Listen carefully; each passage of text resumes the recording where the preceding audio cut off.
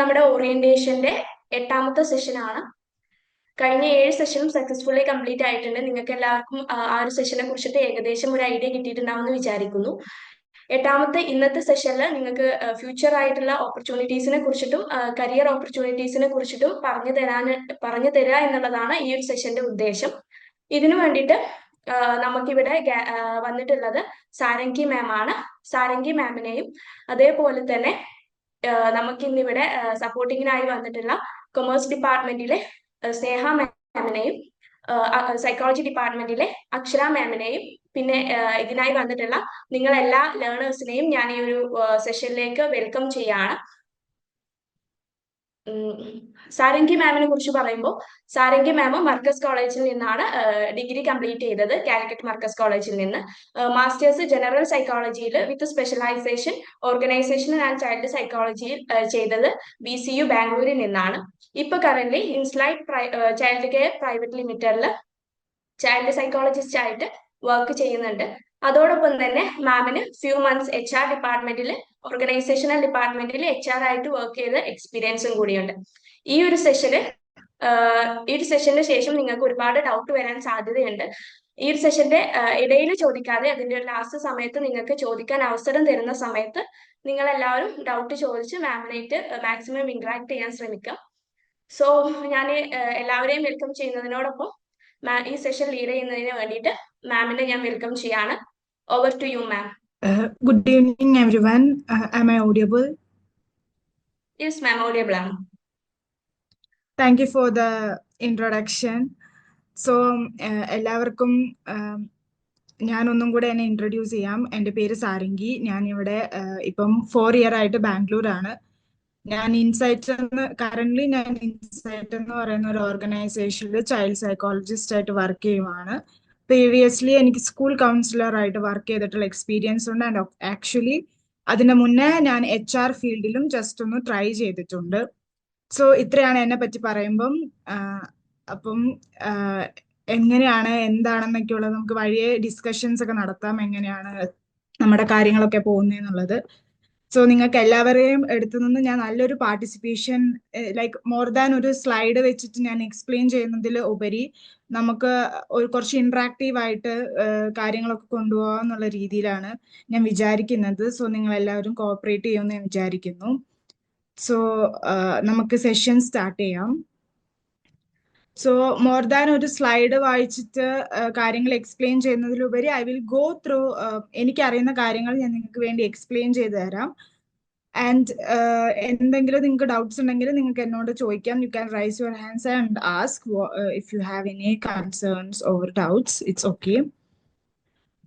So ഞാൻ ആദ്യം തന്നെ നിങ്ങളുടെ അടുത്താണ് ക്വസ്റ്റ്യൻ ചോദിക്കുന്നത്. ഇറ്റ്സ് എന്താ പറയാ, നമ്മൾ എല്ലാവരും ചോദിക്കുന്ന ഒരു ക്ലീഷേ ക്വസ്റ്റ്യൻ ആണ്. Like why you choose psychology? എന്താണ് സൈക്കോളജി എടുക്കാൻ നിങ്ങൾക്ക് ഒരു മോട്ടിവേഷൻ ആയത്, അല്ലെങ്കിൽ സൈക്കോളജി എടുക്കാനുള്ള റീസൺ എന്താണ്? ആർക്ക് വേണമെങ്കിലും റെസ്പോണ്ട് ചെയ്യാം. എന്തുകൊണ്ടാണ് സൈക്കോളജി ചൂസ് ചെയ്തത് എന്നുള്ള ഇതിനെ പറ്റിയിട്ട് എനിവൺ ക്യാൻ ആൻസർ. സിമ്പിൾ ആയിട്ടുള്ള കാര്യങ്ങളാവാം. ലൈക്ക് മേ ബി ചിലർക്ക് മാത്സ് പഠിക്കാൻ ഈസി ആയിരിക്കും എന്ന് വിചാരിച്ച് സൈക്കോളജി എടുക്കുന്നവരുണ്ടാവും. മേ ബി ചിലർക്ക് ഭയങ്കര ഇൻട്രസ്റ്റ് ആയിട്ടുള്ളവർക്കുണ്ടാവും. മേ ബി സ്വന്തമായിട്ട് മനസ്സിലാക്കാൻ വേണ്ടിയിട്ടും what is happening in the surroundings എന്നൊക്കെ മനസ്സിലാക്കാൻ വേണ്ടിയിട്ട് സൈക്കോളജി എടുത്ത് പഠിക്കാന്നുള്ളവർക്കുണ്ടാവും. ഒരു ക്യൂരിയോസിറ്റിയുടെ പേര് സൈക്കോളജി എടുത്ത് പഠിക്കുന്നവരുണ്ടാവും. So anybody can actually unmute yourself and say why you choose psychology. It will be like more fine slides and forward in the sessions. So anybody please unmute yourself and say why you choose psychology.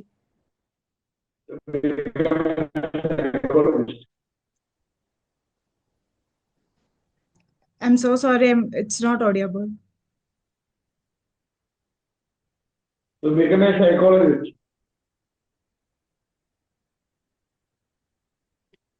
Okay, to become a psychologist.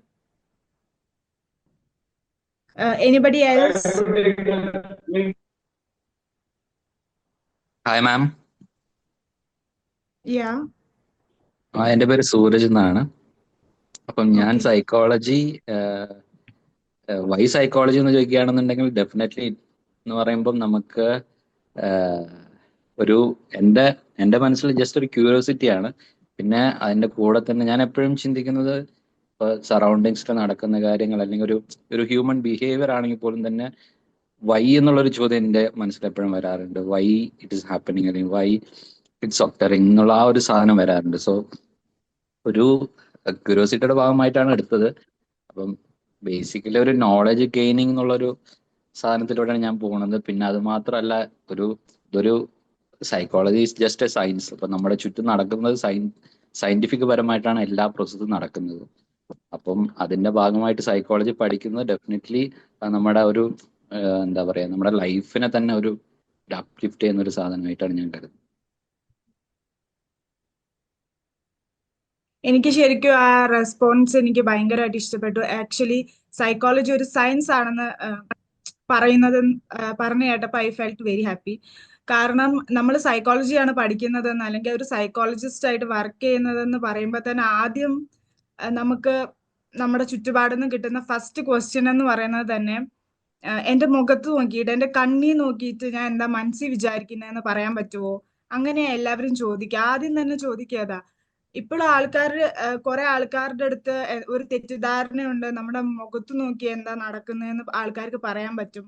അല്ലെങ്കിൽ ഒരു magic kind of think ആണ് psychology എന്നുള്ള ഒരു common ആയിട്ടുള്ള ഒരു ചിന്താഗതി ആൾക്കാർക്ക് ഭയങ്കരമായിട്ടുണ്ട്. കാരണം ആരുടെ അടുത്ത് പോവാണെങ്കിലും നമ്മൾ സൈക്കോളജിയാ പഠിക്കുന്നതെന്ന് പറയുമ്പോൾ ആദ്യം പറയുന്നത് ഓക്കെ നിങ്ങളുടെ അടുത്ത് ബിഹേവ് ചെയ്യുമ്പോൾ കുറച്ചും കൂടി ശ്രദ്ധിക്കണം, നിങ്ങൾക്ക് എന്താ ഞാൻ മനസ്സിൽ വിചാരിക്കുന്നതെന്ന് പറയാൻ പറ്റുമോ, ഹിപ്നോട്ടൈസ് ചെയ്യാൻ പറ്റുമോ, കണ്ണിൽ നോക്കിയിട്ട് എന്താന്ന് പറയാൻ പറ്റുമോ എന്നൊക്കെയാണ് എല്ലാവരും ചോദിക്കുന്നത്. But more than that psychology എന്ന് പറയുന്നത് ഒരു പ്യുവർ സയൻസ് ആണ്. അത് നമ്മുടെ പേഴ്സണൽ ഡെവലപ്മെന്റിനെയും അതേപോലെ തന്നെ നമ്മുടെ സറൗണ്ടിങ്സിനെയും നമുക്കൊരു ബെറ്റർ ഹ്യൂമൻ ബീയിങ് ആവാൻ വേണ്ടിയിട്ട് സൈക്കോളജി വളരെ യൂസ്ഫുൾ ആണെന്ന് പേഴ്സണലി ഒരു ഒപ്പീനിയൻ ഉള്ള ഒരാളാണ് ഞാൻ. സോ എനിക്ക് ആ റെസ്പോൺസ് ഭയങ്കരമായിട്ട് എനിക്ക് ഇഷ്ടപ്പെട്ടു. എനിവൺ എൽസ്, വേറെ ആർക്കെങ്കിലും പറയണമെന്നുണ്ടോ എന്താണ് സൈക്കോളജി എടുക്കാനുള്ള കാരണം? സിമ്പിൾ ആയിട്ട് എന്ത് വേണമെങ്കിലും പറയാം. നമുക്ക് ഓരോരുത്തർക്കും ഓരോ റീസൺസ് ആയിരിക്കുമല്ലോ ചൂസ് ചെയ്യാൻ വേണ്ടിയിട്ടുള്ളത്. Basically, I'm a teacher. After retirement, I want to go for counseling. Counseling means to give counseling to students after retirement. That's why I selected psychology.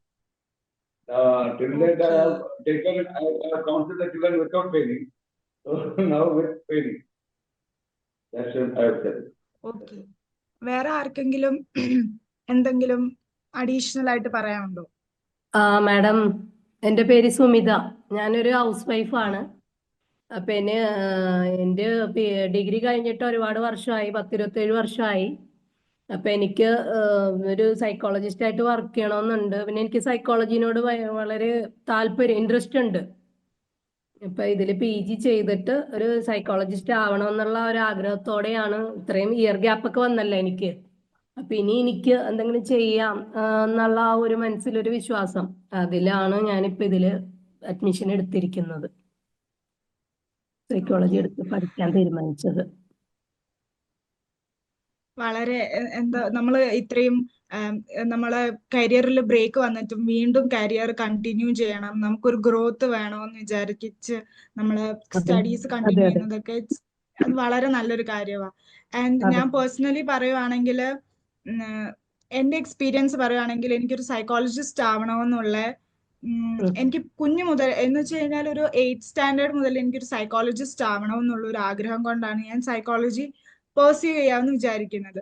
So ആദ്യം തന്നെ നമ്മള് കരിയറിൽ ഏതൊക്കെ രീതിയിൽ നമുക്ക് കരിയർ എടുക്കാം, ഏതൊക്കെ രീതിയിൽ നമുക്ക് സൈക്കോളജിയിൽ സ്കോപ്പ് ഉണ്ടെന്നൊക്കെ പറയുന്നതിനേക്കാളും കൂടുതൽ സൈക്കോളജിസ്റ്റ് അല്ലെങ്കിൽ സൈക്കോളജി എന്ന് പറയുമ്പോഴത്തേക്കും നമ്മുടെ നാട്ടിൽ ഭയങ്കരമായിട്ട് കുറെ തെറ്റിദ്ധാരണകളുള്ള ഒരു ഏരിയ ആണ്. എന്ന് വെച്ച് കഴിഞ്ഞാൽ ഞാൻ പേഴ്സണലി എനിക്ക് സൈക്കോളജി എടുക്കണമെന്ന് പറഞ്ഞ സമയത്ത് എന്റെ പാരന്റ്സിനെല്ലാം ഭയങ്കര എതിർപ്പുണ്ടായിരുന്നു. കാരണം എന്താന്ന് വെച്ച് കഴിഞ്ഞാൽ ആരും അവരുടെ അടുത്ത് പോയിട്ട് പറഞ്ഞു സൈക്കോളജി എടുത്തു കഴിഞ്ഞ് ഒരു സമയം കഴിയുമ്പോഴത്തേക്ക് നമ്മൾ ആത്മീയതയിലേക്ക് മാറിപ്പോവും. അവര് ഭയങ്കരമായിട്ട് നമുക്ക് എന്താണ് ലൈക്ക് നമുക്ക് ഡ്രസ്സപ്പ് ചെയ്യാനും റെഡി ആവാനും അങ്ങനെയുള്ള താല്പര്യങ്ങളൊക്കെ ഇതാവും, നമുക്ക് പേഴ്സണൽ ലൈഫ് വേണ്ട, എല്ലാം എന്താ പറയാ ഭയങ്കര ലൈറ്റ് ആയിട്ട് കാണും എന്നൊക്കെ പറഞ്ഞിട്ട് ഭയങ്കര പേടിപ്പിച്ചായിരുന്നു. സോ അവർക്ക് ആദ്യം എതിർപ്പായിരുന്നു. എന്നെയും എന്റെ ഡിഗ്രി +2 കഴിഞ്ഞ സമയത്ത് ഇതുപോലെ ഒരു കരിയർ ഏത് ചൂസ് ചെയ്യണമെന്ന് അറിയാത്ത അല്ലെങ്കിൽ ഡൗട്ട്ഫുൾ ആയിട്ടുള്ള ഇതുപോലൊരു സെഷനിൽ എന്നെ എന്റെ പാരന്റ്സ് കൊണ്ടുപോയിട്ടുണ്ട്. പക്ഷെ നമുക്കൊരു ആഗ്രഹമുണ്ട്, നമുക്കിത് ചെയ്യാൻ പറ്റുമെന്നുണ്ടെങ്കിൽ നമ്മൾ അത് പെർസ്യൂ ചെയ്യാൻ വേണ്ടിയിട്ട് മുന്നിട്ട് ഇറങ്ങുവാണെങ്കിൽ. ഞാൻ ഒരു 7 years മുന്നേ പോയിരുന്നത് ഒരു എന്താ പറയാ ഒരു സൈക്കോളജിസ്റ്റിന്റെ മുന്നിൽ ഇതുപോലെ ഇരുന്നിട്ട് എനിക്ക് കരിയറിൽ എന്ത് ചെയ്യണമെന്ന് അറിയാതെ ഇരിക്കുമായിരുന്നു. അതേ ഞാൻ ഇപ്പൊ കുറെ പേർക്ക്, ഒത്തിരി പേർക്ക്, ഞാൻ ഭയങ്കര പ്രൊഫഷണൽ ആയിട്ടെന്നല്ല ഞാൻ പറയുന്നത്, ലൈക്ക് എനിക്കറിയാവുന്ന കുറച്ച് ഇൻഫർമേഷൻസ് എനിക്ക് തരാവുന്നുള്ള രീതിയിൽ ഞാൻ ഇവിടെ വന്നിരിക്കുവാണ്. അപ്പൊ നമ്മുടെ എല്ലാവരുടെയും ഒരു എന്താ പറയാ നമുക്ക് ചെയ്യാൻ പറ്റും എന്നുള്ള ഒരു സാധനത്തിന്റെ പുറത്താണ് നമ്മൾ പല കാര്യങ്ങളിലും, ആ ഒരു മോട്ടിവേഷന്റെ പുറത്താണ് നമ്മൾ പല കാര്യങ്ങളും ചെയ്യുന്നത്. സോ ഞാൻ പറയുവാണെങ്കിൽ സൈക്കോളജിയിൽ ഇപ്പം ഹൗസ് വൈഫ് ആണെങ്കിലും വീട്ടിലിരുന്നിട്ടും നമുക്ക് കരിയർ പെർസ്യൂ ചെയ്യാമെന്ന് പറയുന്നത് വളരെ എളുപ്പമായിട്ടുള്ള കാര്യമാണ്. ഇപ്പം സൈക്കോളജിയിൽ തന്നെ ബേസിക്കലി നമ്മളൊരു സൈക്കോളജി ഒരു കരിയർ പാത്തായിട്ട് നമ്മൾ വിചാരിക്കുമ്പം ബേസിക്കലി ആൾക്കാർക്ക് വരുന്ന കോമൺ ആയിട്ടുള്ള സാധനം എന്ന് പറയുന്നത് കൗൺസിലിംഗ്, കൗൺസിലർ ആയിട്ട് വർക്ക് ചെയ്യുക, ക്ലിനിക്കൽ സൈക്കോളജിസ്റ്റ്, കൗൺസിലിംഗ് സൈക്കോളജിസ്റ്റ്, പിന്നെ അല്ലെങ്കിൽ നമുക്ക് ടീച്ചിങ്, അങ്ങനത്തെ രീതിയിലേക്ക് മാറുക. ഇത്രയും ഓപ്ഷൻസ് ആയിരിക്കും വെരി കോമൺ ആയിട്ട് നമ്മൾ കണ്ടുകൊണ്ടിരിക്കുന്ന സാധനങ്ങൾ. അപ്പം ഇതിനേക്കാളും കൂടുതലായിട്ട് സൈക്കോളജിയിൽ എന്തൊക്കെയുണ്ട്, ഏതൊക്കെ രീതിയിലേക്ക് സൈക്കോളജിയിൽ മാറ്റങ്ങൾ വരുത്താം, അല്ലെങ്കിൽ ഏതൊക്കെ വേറെ വേറെ നമുക്ക് അറിയാത്ത, ഐഡന്റിഫൈ ചെയ്യാൻ പറ്റാത്ത ഏതൊക്കെ കാര്യങ്ങളിലാണ് സൈക്കോളജിയിൽ ഒരു കരിയർ ആയിട്ട് കൊണ്ടുപോകാൻ പറ്റുക എന്നൊക്കെ ഉള്ളതാണ് ഞാൻ ഇതിൽ കൂടെ ഡിസ്കസ് ചെയ്യാൻ വേണ്ടിയിട്ട് ഉദ്ദേശിക്കുന്നത്. ഫസ്റ്റ് എന്ന് പറയുന്നത്, നമുക്ക് എന്താണ്, നിങ്ങൾ എല്ലാവരും നിങ്ങളുടെ സിലബസും എല്ലാമായിട്ട് ഫെമിലിയർ ആയിരിക്കും എന്ന് ഞാൻ വിചാരിക്കുന്നു. സോ ഞാൻ അതിൽ കൂടെ പിന്നെയും ഗോ ത്രൂ ചെയ്യേണ്ട ആവശ്യമുണ്ട്. സോ ഞാൻ സിലബസിലേക്കൂടെ ഒന്നും ഞാൻ പിന്നെയും ഗോ ത്രൂ ചെയ്യുന്നില്ല.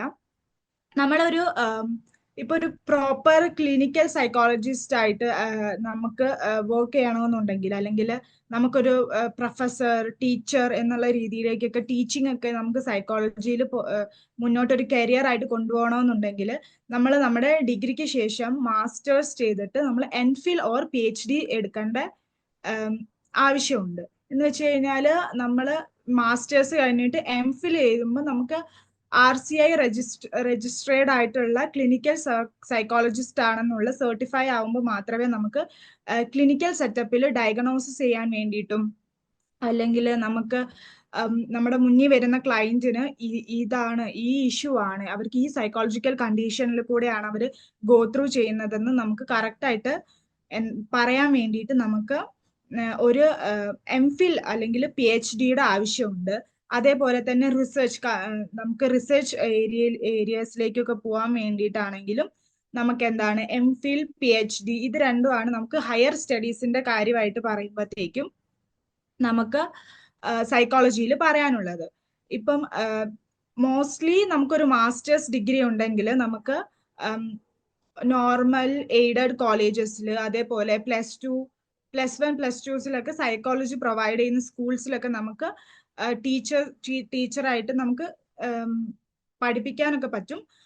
പക്ഷെ നമുക്ക് കുറച്ചും കൂടി PhD ഒക്കെ ഉണ്ടെങ്കിൽ നമുക്ക് കുറച്ചും കൂടെ എന്താണ് അസിസ്റ്റന്റ് പ്രൊഫസർ എന്നുള്ള രീതിയിൽ നമുക്ക് കോളേജസിലൊക്കെ കുറച്ചും കൂടെ നന്നായിട്ട് ഇത് പഠിപ്പിക്കാനൊക്കെ വേണ്ടിയിട്ട് പറ്റും.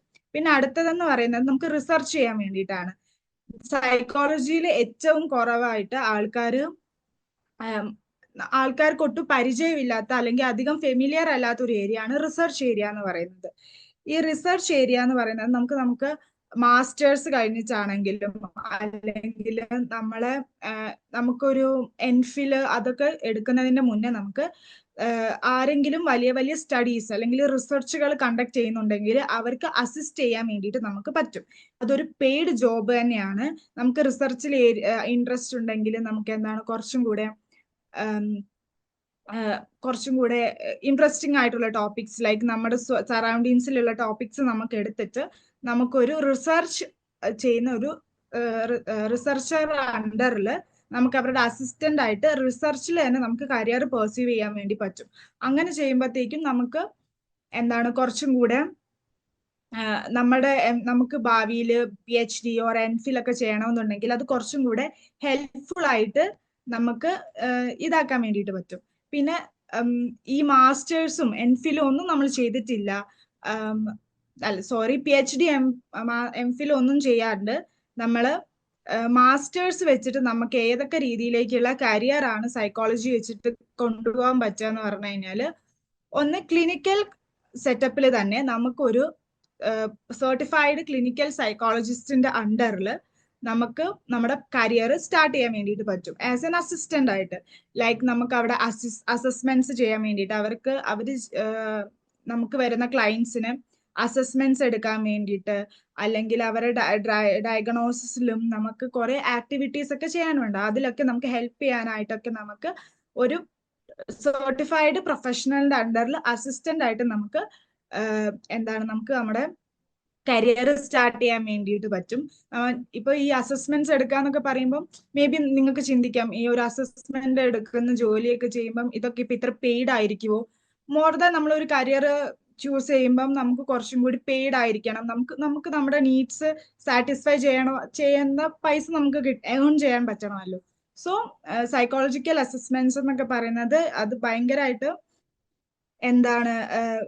ഭയങ്കര എക്സ്പെൻസീവ് ആയിട്ടുള്ള അസസ്മെന്റ്സ്. സോ നമുക്ക് മോർ ദാൻ ഒരു അസസ്മെന്റ് ചെയ്യാൻ തന്നെ 7,000 to 8,000 ഒക്കെ പേ ചെയ്യേണ്ടി വരുന്ന അത്രയും വലിയ അസസ്മെന്റ്സ് മുതൽ നോർമൽ അസസ്മെന്റ്സ് വരെ ഉണ്ട്. അപ്പൊ നമുക്കൊരു ട്രെയിൻഡ് സൈക്കോളജിസ്റ്റിന്റെ അണ്ടറിൽ നമുക്കൊരു അസിസ്റ്റന്റ് ആയിട്ട് നമുക്ക് കരിയർ സ്റ്റാർട്ട് ചെയ്യാം. പിന്നെ കൗൺസിലിംഗ്, നമുക്ക് ഫാമിലി കൗൺസിലിംഗ്, അല്ലെങ്കിൽ ഏറ്റവും കൂടുതൽ ഇപ്പം ഞാനിവിടെ ബാംഗ്ലൂരൊക്കെ വർക്ക് ചെയ്യുമ്പം ഇവിടുത്തെ എനിക്ക് എത്ര കേരളത്തിലും എനിക്ക് ഉണ്ടെന്ന് തോന്നുന്നു, നമുക്ക് സ്കൂൾസിൽ ഇപ്പം വളരെ കോമൺ ആയിട്ട് ഒരു സ്കൂൾ കൗൺസിലർ എന്ന് പറയുന്ന ഒരു പോസ്റ്റ് വരുന്നുണ്ട്. നമ്മുടെ സ്കൂൾസിൽ ഒരു സൈക്കോളജിസ്റ്റിന്റെ ഒരു മാസ്റ്റേഴ്സ് കഴിഞ്ഞ അല്ലെങ്കിൽ അതിനേക്കാളും കൂടുതൽ ക്വാളിഫൈഡ് ആയിട്ടുള്ള ഒരു സൈക്കോളജിസ്റ്റിനെ അവർ അപ്പോയിന്റ് ചെയ്യും.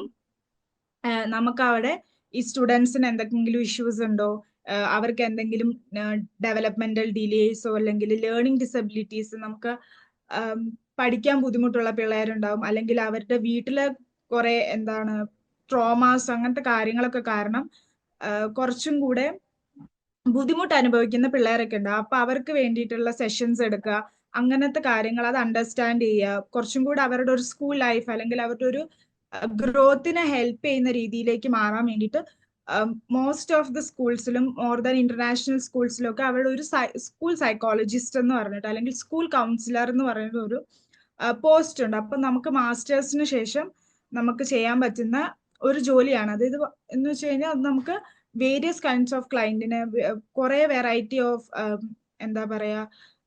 ഇഷ്യൂസ് ഉള്ള ആൾക്കാരായിട്ട് നമുക്ക് മിങ്കിൾ ചെയ്യാൻ വേണ്ടിയിട്ട് പറ്റും. നമുക്ക് അവരുമായിട്ട് ഇന്ററാക്ട് ചെയ്യുന്നതിന്റെ കൂടെ നമുക്കൊരു പേഴ്സണൽ ഗ്രോത്തും ഉണ്ടാവും. അതേപോലെ തന്നെ അതൊരു കരിയർ ഓപ്ഷൻ ആയിട്ട് നമുക്ക് ഇപ്പൊ ഒത്തിരി പ്രശ്നങ്ങൾ, ഒരാൾ രാവിലെ മുതൽ വൈകുന്നേരം വരെ ഒരു സെഷൻ ഹാൻഡിൽ ചെയ്യുക. അപ്പൊ നമ്മുടെ അടുത്ത് വന്നിട്ട് ഓൾവേസ് ഒരു സൈക്കോളജിസ്റ്റിന്റെ അടുത്ത് വന്നിട്ട് ആൾക്കാർ അവരുടെ ജീവിതത്തിൽ നടക്കുന്ന പ്രശ്നങ്ങളും കൺസേൺസും ആയിരിക്കും പറഞ്ഞുകൊണ്ടിരിക്കുക.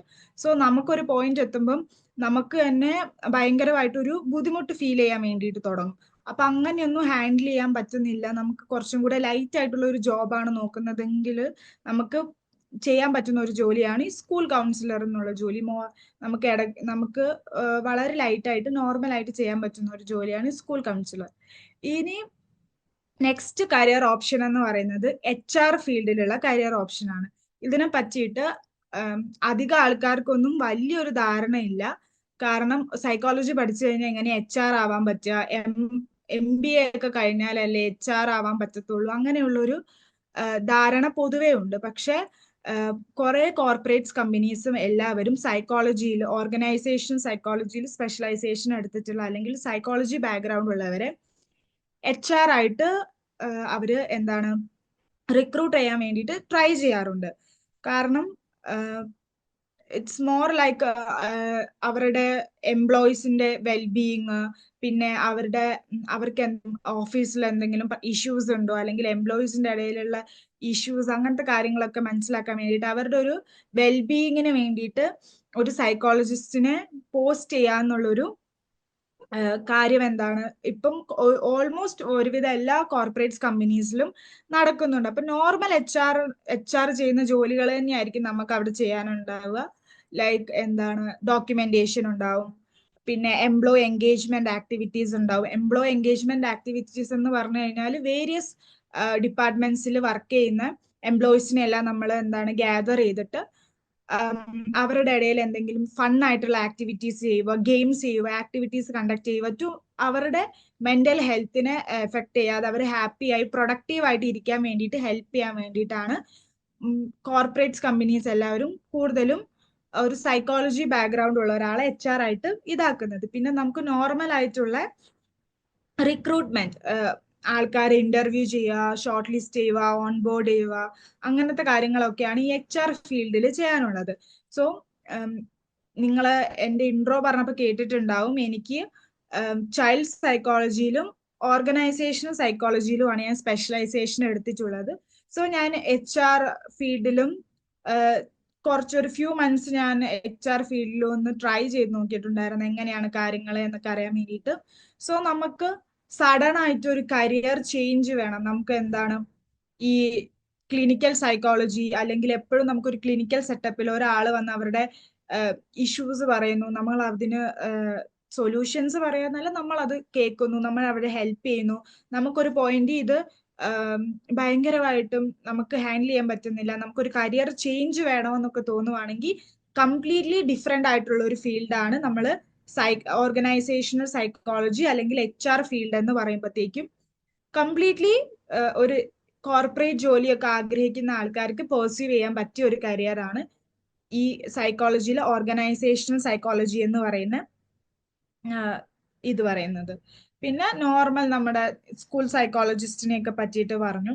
പിന്നെ ഇപ്പം പുതിയതായിട്ട് എമേർജ് ചെയ്ത് വരുന്ന സൈക്കോളജി ഫീൽഡ് എന്ന് പറയുന്നത് ഫോറൻസിക് സൈക്കോളജി ആണ്.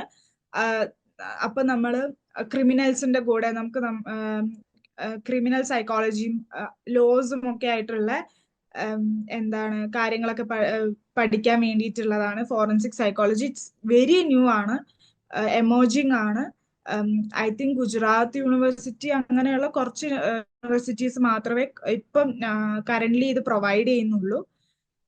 പിന്നെ ഉള്ളത് സ്പോർട്സ് സൈക്കോളജി. സ്പോർട്സ് സൈക്കോളജി എന്ന് പറയുമ്പോൾ നമ്മുടെ അത്ലറ്റിക് ആയിട്ടുള്ള ആൾക്കാർക്കും അവരുടെ മെന്റൽ വെൽബീയിങ്ങിന്, മെന്റൽ ഹെൽത്ത് എൻഹാൻസ് ചെയ്യാൻ വേണ്ടിയിട്ട്, അവരുടെ പെർഫോമൻസ് എൻഹാൻസ് ചെയ്യാൻ വേണ്ടിയിട്ടൊക്കെ ഇപ്പൊ സ്പോർട്സ് കൗൺസിലും ഒരു സ്പോർട്സ് അവർക്ക് വേണ്ടിയിട്ട് ഒരു സൈക്കോളജിസ്റ്റിനെ എന്താണ് അപ്പോയിന്റ് ചെയ്യാറുണ്ട്. പിന്നെ ന്യൂറോ സൈക്കോളജി, ബ്രെയിൻ ന്യൂറോളജിക്കൽ ഇഷ്യൂസിനെ പറ്റിയിട്ട് കൂടുതൽ പഠിക്കാനും അതിന് വേണ്ടിയിട്ടുള്ള അസസ്മെന്റ്സ് നടത്താനും റിഹാബിലിറ്റേഷൻസ് അങ്ങനത്തെ കാര്യങ്ങളൊക്കെ നടത്താൻ വേണ്ടിയിട്ടാണ് ന്യൂറോ സൈക്കോളജി എന്ന് പറയുന്നത്. പിന്നെ ഇപ്പൊ വളരെ ട്രെൻഡിങ് ആയിട്ട് പോയിക്കൊണ്ടിരിക്കുന്ന ഒരു ഫീൽഡാണ് കൺസ്യൂമർ ഓർ UX സൈക്കോളജി എന്ന് പറയുന്നത്. ഇതെന്ന് വെച്ച് കഴിഞ്ഞാൽ പ്യുവർ ആയിട്ടും മാർക്കറ്റ് ലൈക്ക് കൺസ്യൂമേഴ്സ് എങ്ങനെയാണ് നമ്മൾ ഒരാൾ ഒരു സാധനം വാങ്ങിക്കുന്നത് എന്തുകൊണ്ടായിരിക്കും, ആ സാധനം ഒരു പെർട്ടിക്കുലർ സാധനം നമ്മൾ എങ്ങനെ മാർക്കറ്റ് ചെയ്യാം, ഇങ്ങനത്തെയുള്ള കാര്യങ്ങൾക്കൊക്കെ വേണ്ടിയിട്ട് അതിനെയൊക്കെ പറ്റിയിട്ടുള്ള ബെറ്റർ അണ്ടർസ്റ്റാൻഡിങ്ങിന് വേണ്ടിയിട്ടാണ് ഈ കൺസ്യൂമർ സൈക്കോളജി ഒക്കെ ഉള്ളത്. നമുക്ക് ഇപ്പൊ നമ്മൾ തന്നെ ഓൺലൈൻ ഷോപ്പിംഗ് ഒക്കെ നടത്തുന്ന സമയത്ത് നമുക്ക് തന്നെ കാണാൻ പറ്റും, നമ്മള് ഇപ്പൊ നമുക്കൊരു സാധനം മേടിക്കണമെന്നുണ്ടെങ്കിൽ maybe only few left, 2 എണ്ണമേ ബാക്കിയുള്ളൂ എന്നൊക്കെ നമുക്ക് താഴെ അവര് ഈ റിമൈൻഡർ തരുമ്പോൾ നമുക്കൊരു ഏർജ് വരും പെട്ടെന്ന് തന്നെ ഇപ്പൊ തന്നെ മേടിക്കാം. അല്ലെങ്കിൽ നമ്മൾ ചിലപ്പോൾ 2 ദിവസം കഴിഞ്ഞ് വാങ്ങിക്കാമെന്ന് വിചാരിക്കുന്ന സാധനമായിരിക്കും, പക്ഷെ നമുക്കൊരു ഏർജ് വരത്തില്ലേ, ഈ 2 എണ്ണമേ ഉള്ളൂ പെട്ടെന്ന് മേടിക്കാമെന്നുള്ള. അപ്പൊ ഇതുപോലെയുള്ള ഒരാള് ഒരു ഹ്യൂമൻ ബീയിങ് എങ്ങനെയായിരിക്കും ഒരു സാധനം മേടിക്കാൻ വേണ്ടിയിട്ട് നിൽക്കുന്നത്, അവരുടെ എങ്ങനെയായിരിക്കും ആ പെർട്ടിക്കുലർ അവരത് തോട്ട് പ്രോസസ് എങ്ങനെയായിരിക്കും പോവുക, എന്തൊക്കെ ചിന്തകളിലൂടെ ആയിരിക്കും പോവുക, ഇതൊക്കെ മനസ്സിലാക്കാൻ വേണ്ടിയിട്ടുള്ള ഒരു ഇൻട്രസ്റ്റിംഗ് ആയിട്ടുള്ള ഒരു ഫീൽഡാണ് ഈ കൺസ്യൂമർ ഈ സൈക്കോളജി എന്നൊക്കെ ഇത് പറയുന്നത്. ഇതാണ് ബേസിക് ആയിട്ടുള്ള എന്താണ് കരിയർ സ്കോപ്പ് എന്ന് പറയുന്നത്, മേജർ ആയിട്ടുള്ള കരിയർ സ്കോപ്പ് എന്ന് പറയുന്നത് ഞാനൊന്ന് ഷോർട്ടായിട്ട് സിംഗിൾ ആയിട്ട് പറഞ്ഞുതരാം. ഒന്ന്, നമുക്ക് ടീച്ചിങ് ഫീൽഡിലേക്ക് അസിസ്റ്റന്റ് പ്രൊഫസർ ഓർ അല്ലെങ്കിൽ ടീച്ചിങ് ഫീൽഡിലേക്ക് പോകാൻ വേണ്ടിയിട്ട് പറ്റും. ഭയങ്കര ഹെൽപ്ഫുൾ ആണ്. പിന്നെ രണ്ടാമതെന്ന് പറയുന്നത് നോർമൽ ക്ലിനിക്കൽ സെറ്റപ്പിൽ ക്ലിനിക്കൽ സൈക്കോളജിസ്റ്റ് ആയിട്ട് നമുക്ക് പ്രാക്ടീസ് ചെയ്യാൻ വേണ്ടി പറ്റും. അതിന് നമുക്ക് മാസ്റ്റേഴ്സ് കഴിഞ്ഞിട്ട് MPhil ഓർ PhD പെർസ്യൂ ചെയ്യേണ്ടതാണ്. ഇപ്പൊ നമുക്ക് MPhil ഒന്നും ചെയ്യാൻ താല്പര്യമില്ല, മാസ്റ്റേഴ്സ് കഴിഞ്ഞിട്ട് അപ്പൊ തന്നെ ഒരു ക്ലിനിക്കൽ സെറ്റപ്പിൽ പ്രാക്ടീസ് ചെയ്യണമെന്നാണെങ്കിൽ നമുക്കൊരു രജിസ്റ്റേർഡ് സൈക്കോളജിസ്റ്റിന്റെ അണ്ടറിൽ അസിസ്റ്റ് ചെയ്തിട്ട് നമുക്ക് വർക്ക് ചെയ്യാൻ പറ്റുന്നതായിരിക്കും, അസസ്മെന്റ്സ് കാര്യങ്ങളൊക്കെ ചെയ്യാൻ വേണ്ടിയിട്ട്.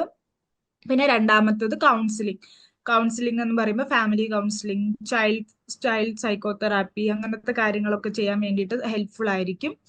പിന്നെ ഉള്ളത് കംപ്ലീറ്റ്ലി ഡിഫറെന്റ് ആയിട്ടുള്ള ഒരു ഫീൽഡാണ് HR ഓർ ഓർഗനൈസേഷണൽ സൈക്കോളജി എന്ന് പറയുന്ന ഫീൽഡ്. അത് അധികം ആൾക്കാർക്കൊന്നും വലിയ അത്ര അറിയപ്പെടാത്തൊരു ഫീൽഡാണ്. മേജർലി സൈക്കോളജി എന്ന് പറയുമ്പോഴത്തേക്കും കൗൺസിലിംഗ് അങ്ങനത്തെ ഇത് മാത്രമേ ചിന്തിക്കത്തുള്ളൂ. അതൊരു ഡിഫറെന്റ് ആയിട്ടുള്ള ഒരു ഏരിയ ആണ് ഈ HR റിലേറ്റഡ് ആയിട്ടുള്ള കാര്യങ്ങൾ എന്നൊക്കെ പറയുന്നത്. സോ ഇത്രയാണ് മേജർ ആയിട്ടുള്ള ഒരു എന്താ പറയാ കരിയർ സ്കോപ്പ് എന്ന് പറയുന്ന കാര്യങ്ങൾ. ഇഫ് ആർക്കെങ്കിലും എന്തെങ്കിലും സംശയം ഉണ്ടെങ്കിൽ, സോഫാർ എന്തെങ്കിലും സംശയം ഉണ്ടെങ്കിൽ ചോദിക്കാം. ഹലോ മാം, ഒരു ഡൗട്ട് ഉണ്ടായിരുന്നു. ആ ഈ ഇപ്പം ഒരു MPhilലേക്ക് നമ്മളിപ്പോ പോവാണെന്നുണ്ടെങ്കിൽ നമ്മളിപ്പോ ഇഗ്നോന്റെ സർട്ടിഫിക്കറ്റ് കൊണ്ട് നമ്മൾ പോവാണെന്നുണ്ടെങ്കിൽ അതിനൊരു ഇക്വലൻസി സർട്ടിഫിക്കറ്റ് വേണ്ടി വരില്ലേ? ഇല്ല. സർട്ടൻ യൂണിവേഴ്സിറ്റീസ് അവർക്ക് MPhil ഒക്കെ പെർസ്യൂ ചെയ്യാനാണെങ്കിൽ അവരുടേതായിട്ടുള്ള ഗൈഡ് ലൈൻസ് ഉണ്ടാവും. അപ്പം ഇഗ്ലൂന്റെ സർട്ടിഫിക്കറ്റ് വാല്യൂ ചെയ്യുന്ന യൂണിവേഴ്സിറ്റീസും ഉണ്ട്.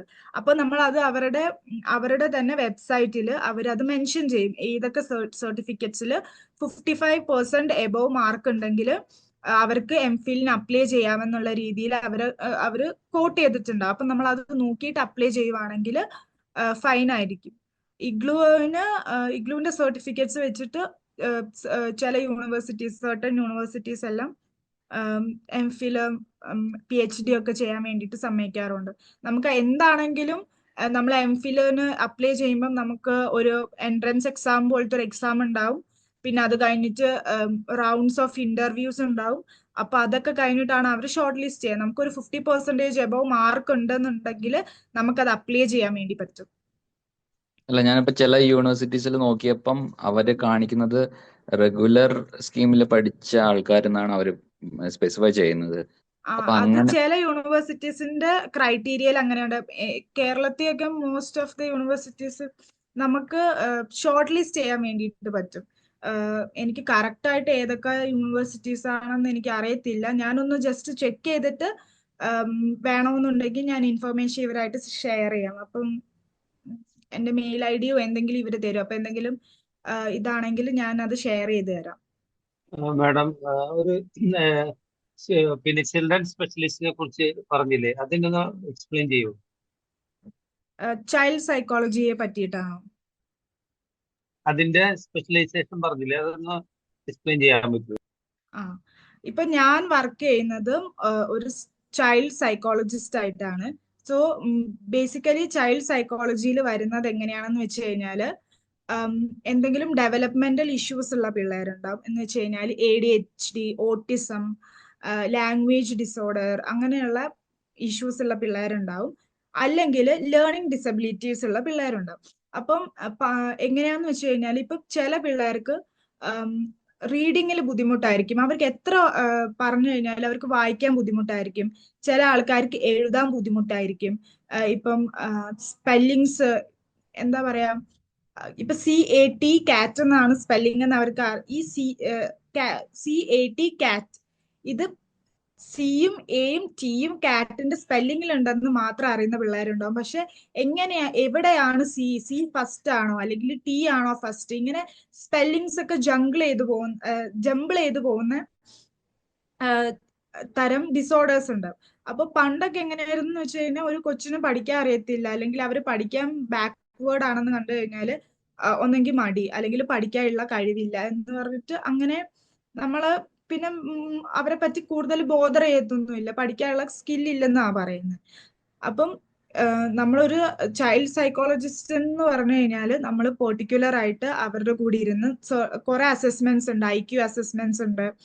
അതേപോലെ തന്നെ ഏത് സ്പെസിഫിക് ലേണിംഗ് ഡിസബിലിറ്റി ആണോ, അല്ലെങ്കിൽ ആ ലേണിംഗിൽ തന്നെ റീഡിംഗ് ഡിസബിലിറ്റി ആണോ, റൈറ്റിംഗ് ഡിസബിലിറ്റി ആണോ, അരിത്തമാറ്റിക്കൽ, ചിലവർക്ക് മാത്സ് ഒന്നും ഒട്ടും വരത്തില്ല, അങ്ങനത്തെ ഏതാണെന്നൊക്കെ സ്പെസിഫൈ ചെയ്ത് കാറ്റഗറൈസ് ചെയ്യാൻ വേണ്ടിയിട്ട് ഹെൽപ്പ് ചെയ്യുന്നതാണ് ചൈൽഡ് സൈക്കോളജി എന്ന് പറയുന്നത്. അപ്പോൾ പെർട്ടിക്കുലർ ആയിട്ട് എന്താണ് ഇഷ്യൂ എന്ന് കണ്ടുപിടിച്ചു കഴിഞ്ഞാൽ നമുക്ക് അവർക്ക് അതിന് വേണ്ടിയിട്ട് ആ സ്കില്ല് അവർക്ക് എങ്ങനെ ഡെവലപ്പ് ചെയ്യാൻ പറ്റുമെന്ന് നമുക്ക് കുറച്ചും കൂടെ ഐഡന്റിഫൈ ചെയ്യാൻ വേണ്ടിയിട്ട് പറ്റും. അവരെ ഹെൽപ്പ് ചെയ്യാൻ കുറച്ചും കൂടി ബെറ്റർ ആയിരിക്കും. അതിന് വേണ്ടിയിട്ടാണ് ഈ ചൈൽഡ് സൈക്കോളജി മേജർ ആയിട്ട് ഹെൽപ്പ് ചെയ്യുന്നത്. പിന്നെ അതേപോലെ ഈ ADHD ഓട്ടിസം ഒക്കെ ഉള്ള കുട്ടികൾക്ക് അവരുടെ റെഗുലർ ആയിട്ടുള്ള ഒരു നോർമൽ ലൈഫ് സ്റ്റൈൽ ലീഡ് ചെയ്യാൻ ഭയങ്കര ബുദ്ധിമുട്ടായിരിക്കും. അവർക്ക് അവരുടെ ബേസിക് നീഡ്സ് വരെ ആരുടെയെങ്കിലും ഒരു ഹെൽപ്പ് വെച്ചിട്ട് മാത്രമേ അവർക്ക് ചെയ്യാൻ പറ്റത്തുള്ളൂ എന്നുള്ള രീതിയായിരിക്കും. അപ്പൊ നമുക്ക് എന്താണ് ഒരു ചൈൽഡ് സൈക്കോളജിസ്റ്റിന്റെ അണ്ടറിൽ നമ്മൾ പെർട്ടിക്കുലർ ആയിട്ട് ഒരു റെഗുലർ തെറാപ്പീസ് ഒക്കെ എടുക്കുമ്പോൾ നമുക്ക് എന്താണ് കുറെ ലൈഫ് സ്കിൽസ് തന്നെ ഡെവലപ്പ് ചെയ്യാൻ ഹെൽപ്പ് ചെയ്യാൻ പറ്റും കുട്ടികളെ. അവർക്ക് അവരുടേതായിട്ടുള്ള റെഗുലർ ഡേ ടു ഡേ ലൈഫിലുള്ള കുറെ കാര്യങ്ങൾ തന്നെ ഇൻഡിപെൻഡന്റ് ആവാൻ വേണ്ടിയിട്ട് അവരെ ഹെൽപ്പ് ചെയ്യാം. ഇതൊക്കെയാണ് ചൈൽഡ് സ്പെഷ്യലൈസ്ഡ് കേസസ് ഹാൻഡിൽ ചെയ്യുന്നവർക്ക് ചൈൽഡ് സൈക്കോളജിസ്റ്റ് സ്പെസിഫൈ ആയിട്ട് ചെയ്യുന്നത്. ഇനിയിപ്പോൾ അവർക്ക് ഒരു രീതിയിലുള്ള ഡെവലപ്മെന്റൽ ഇഷ്യൂസും ഇല്ലെങ്കിലും മേ ബി ഫാമിലി ട്രോമാസ്, അല്ലെങ്കിൽ പാരന്റ് സെപ്പറേറ്റഡ്, അല്ലെങ്കിൽ എന്തെങ്കിലും ഫാമിലി ഇഷ്യൂസ് കാരണമൊക്കെ അവർക്ക് അവരുടെ സ്റ്റഡീസിൽ കോൺസെൻട്രേറ്റ് ചെയ്യാൻ വേണ്ടിയിട്ട് പറ്റുന്നില്ല, അല്ലെങ്കിൽ അവരുടെ സ്വഭാവത്തിൽ വലിയ വലിയ മാറ്റങ്ങൾ കാണുക, അവർ ബിഹേവ് ചെയ്യുന്ന രീതി ശരിയില്ല, അങ്ങനെയൊക്കെ ഉള്ളത് എന്താണ് അവരുടെ സ്പെസിഫിക് ആയിട്ടുള്ള ഇഷ്യൂ എന്ന് ഐഡന്റിഫൈ ചെയ്യാൻ വേണ്ടിയിട്ടാണ് ചൈൽഡ് സൈക്കോളജിയിൽ മേജർ ആയിട്ട് ഫോക്കസ് ചെയ്യുന്നത്. മാഡം ഞാൻ ചോദിച്ചത് അതിന്റെ അകത്ത് സ്പെഷ്യലൈസ്ഡ് ആയിട്ടുള്ള കോഴ്സിനെ കുറിച്ചാണ് ചോദിച്ചത്. അത് എനിക്കറിയായിരുന്നു. അതിന്റെ സ്പെഷ്യലൈസ്ഡ് ആയിട്ടുള്ള കോഴ്സിനെ കുറിച്ച് ഒന്ന് എക്സ്പ്ലെയിൻ ചെയ്യാൻ ചോദിച്ചത്. ഇതിപ്പം മാസ്റ്റേഴ്സ് ചെയ്യുമ്പോൾ തന്നെ ചില മാസ്റ്റേഴ്സ് ഡിഗ്രിയുടെ കൂടെ ചൈൽഡ് സൈക്കോളജിയിൽ സ്പെഷ്യലൈസേഷൻ എന്നുള്ള രീതിയിൽ നമുക്ക് മാസ്റ്റേഴ്സ് തന്നെ ചെയ്യാൻ പറ്റും. നമുക്ക് ഒരു സെമസ്റ്ററിൽ ഫുള്ളായിട്ട് ചൈൽഡ് കേസസ് മാത്രം, ചൈൽഡ് സൈക്കോളജി മാത്രമായിട്ട് സ്പെസിഫൈ ചെയ്തിട്ട് പഠിക്കാൻ വേണ്ടിയിട്ട് പറ്റും മാസ്റ്റേഴ്സ് ചെയ്യുമ്പം.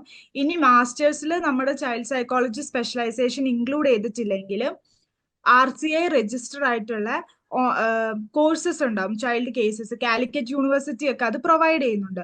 RCI രജിസ്ട്രേഡ് ചൈൽഡ് സൈക്കോളജിസ്റ്റിന് സ്പെഷ്യലൈസ് ചെയ്യാൻ വേണ്ടിയിട്ടുള്ള കോഴ്സസ് പ്രൊവൈഡ് ചെയ്യുന്നുണ്ട്. എനിക്ക് തോന്നുന്നു കാലിക്കറ്റ് യൂണിവേഴ്സിറ്റിന്റെ ക്യാമ്പസിൽ മാത്രമേ ആ കോഴ്സ് നമ്മൾ അത് അവിടെ മാത്രമേ അവർ പ്രൊവൈഡ് ചെയ്യുന്നുള്ളൂ, വേറെ കോളേജസിലേക്കൊന്നും അത് പ്രൊവൈഡ് ചെയ്യുന്നില്ല. അങ്ങനെ പ്രൊവൈഡ് ചെയ്യുന്നുണ്ട്. അതേപോലെ തന്നെ നമുക്ക് ജനറൽ സൈക്കോളജിയിൽ നമ്മൾ എന്താണ് സോറി കേട്ടില്ല.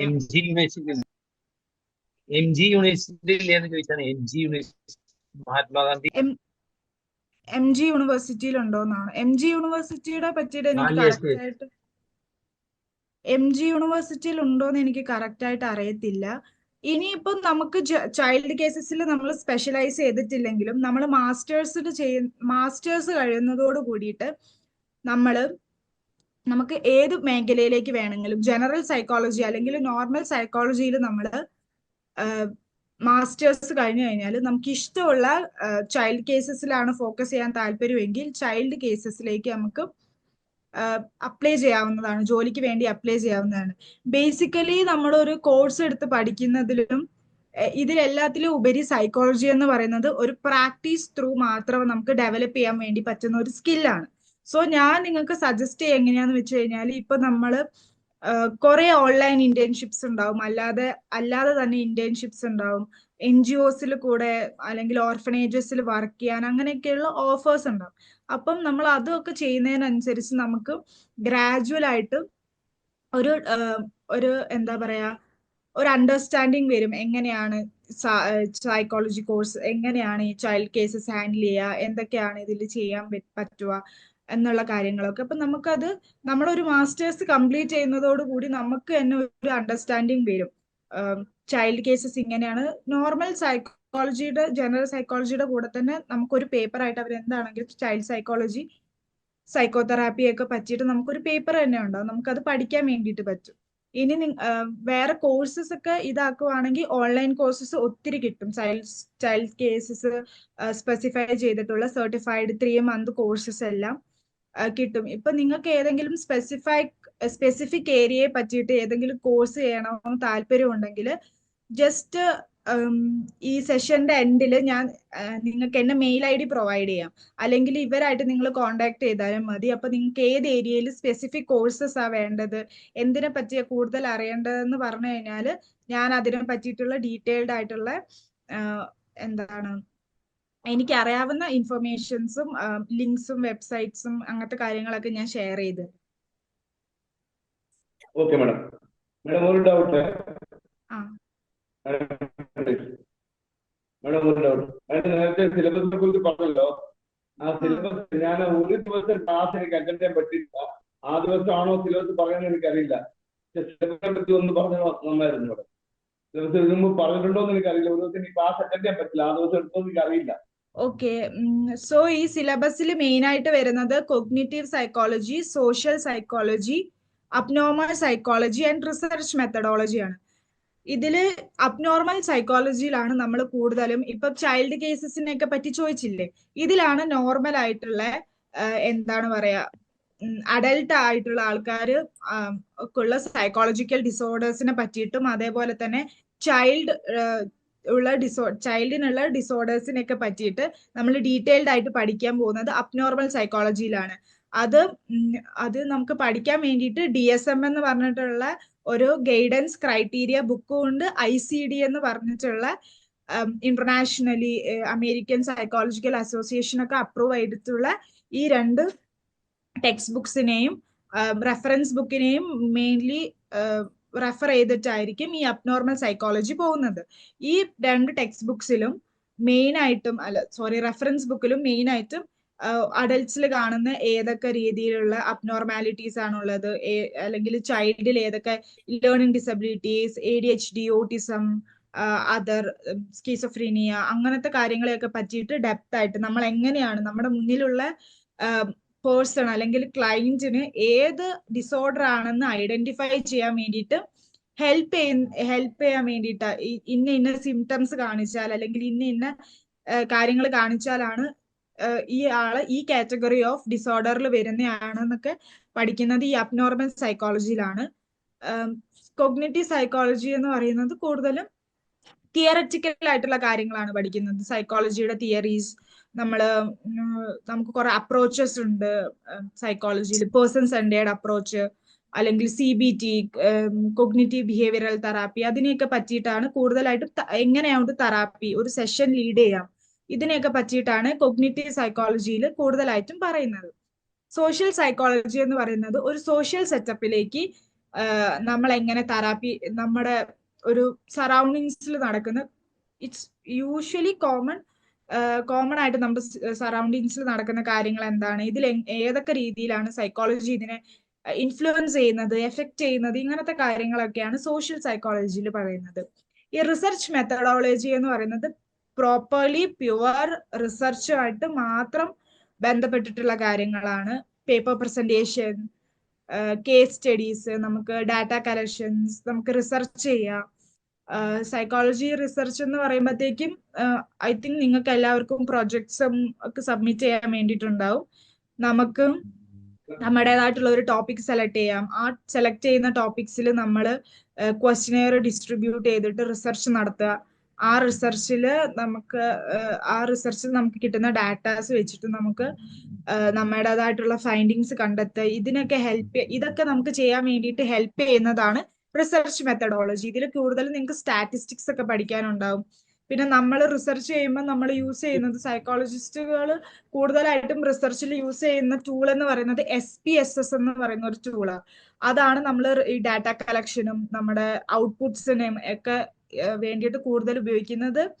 ആ ഒരു സോഫ്റ്റ്വെയർ ഉപയോഗിച്ചിട്ടാണ് നമ്മൾ കൂടുതലും റിസർച്ച് ആയിട്ടുള്ള കാര്യങ്ങളൊക്കെ ചെയ്യാറുള്ളത്. അപ്പൊ ഇത്രയുമാണ് ബേസിക് ആയിട്ട് ഈ സിലബസിൽ വരുന്നത്. സോ പേഴ്സണൽ ലൈഫില് ഇവര് കീ സ്കിൽസിനെയും കൂടി പറ്റിയിട്ട് പറയാൻ വേണ്ടിയിട്ട് പറയുന്നുണ്ട്. സോ റിസർച്ചിനെ ഒക്കെ പറ്റി ഞാൻ ഓൾറെഡി പറഞ്ഞു. ഇനി നമുക്ക് ഒരു പേഴ്സണൽ ലൈഫിലേക്ക് വരുമ്പോൾ ഇനി നമുക്ക് ജോലിയൊന്നും ചെയ്യാൻ താല്പര്യമില്ല, അല്ലെങ്കിൽ എനിക്ക് എന്നെ തന്നെ മനസ്സിലാക്കാൻ വേണ്ടിയിട്ട്, ഞാൻ ഒത്തിരി പേര് അങ്ങനെ പറഞ്ഞു കേട്ടിട്ടുണ്ട്, എനിക്ക് എന്നെ പറ്റി ഒന്ന് മനസ്സിലാക്കണം, എന്റെ സറൗണ്ടിങ്സിൽ എന്താ നടക്കുന്നതെന്ന് മനസ്സിലാക്കാൻ വേണ്ടിയിട്ട് ഞാൻ സൈക്കോളജി എടുത്തതാണ്, അതെടുത്ത് ഞാൻ പഠിക്കുന്നതാണെന്ന് പറഞ്ഞിട്ട് ഒത്തിരി പേര് എനിക്കറിയാം. നമ്മുടെ ചുറ്റും മേ ബി നമുക്ക് തന്നെ മനസ്സിലാവാത്ത കുറെ കാര്യങ്ങളുണ്ടാവും. എന്തുകൊണ്ടാണ് ഞാൻ ഇങ്ങനെ ബിഹേവ് ചെയ്യുന്നത്, എന്ത് കാരണം കൊണ്ടാണ് എൻ്റെ ചുറ്റുമുള്ളവർ ഇങ്ങനെ ബിഹേവ് ചെയ്യുന്നത് എന്നൊക്കെ നമുക്ക് മനസ്സിലാക്കാൻ ബുദ്ധിമുട്ടുള്ള പല സാഹചര്യങ്ങളും ഉണ്ടാകും. നമ്മളൊരു സൈക്കോളജി പഠിക്കുന്നതിനനുസരിച്ച് നമുക്ക് തന്നെ നമ്മുടെ ഒരു പേഴ്സണൽ ഗ്രോത്ത് നമുക്ക് തന്നെ ഫീൽ ചെയ്യാൻ വേണ്ടിയിട്ട് പറ്റും.